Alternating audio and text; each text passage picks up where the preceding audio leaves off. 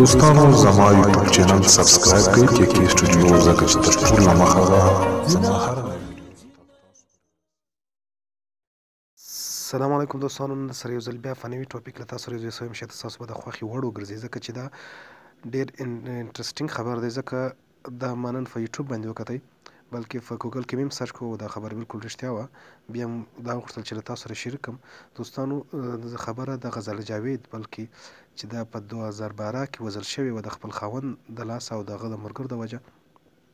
دوستانو د هغې مور بیا ډېر کش اړودوړې کړې وې، مثال حکومت ته ورغلې وه، سوالونه یې ورته کړي وو چې موږ ته د انصاف میلاو شي،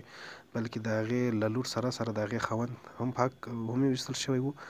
نو دوستانو غزل جاوید هغه جینۍ ده چې په 2008 کې دا د سندرو خواته راوتلې وه چې د باران دی باران دی په دا نامه باندې یوه سندره ډېره پر مخ لاړه،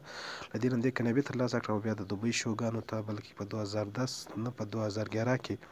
له جهانګیر نامي کس سره واده وکړو په پېښور کې، چې بیا سندرو ته خدای پاماني وکړي. او دوستانو کېدای شي چې دې بېرته سندرو خواته مراجعه کوله، نو دوستانو په دې وجه یې میړه دغه سره کورنۍ شخړې راغلې او په 2012 په اول سر کې له ده نه طلاق واخیستو په بانو باندې چې دا بل ځای واده لري او دا د هغه ده د غزل جاوید دا بانې ورته جوړ کړي دوستانو. او نن بیا بیرته دا خبر په یوټیوب باندې شیر شوی دی، بلکې پر ګوګل باندې هم شیر شوی دی چې د غزل جاوید خاوند چې بندي و، حکومت نیولی، تقریبا د غزل جاوید د مړینې بعد 3 میاشتې ورک کړو، 3 میاشتې بعد بیا حکومت ته په لاس ورغلی و سرکار ته. نو نن سرکار بیرته هغه برې کړلو، بلکې د پیسو په زور باندې، ځکه چې هغه ته د پانسۍ ورکولو دغه و، د سرکار یې 302 کړې وه، بلکې 2 مړې کړي وو، دې ته باید پانسۍ ورکړل شوې وه، خو د پیسو په زور سره نن بیا د دې خاوند له شوی دی. دا چې تاسو خپله تصویران وګورئ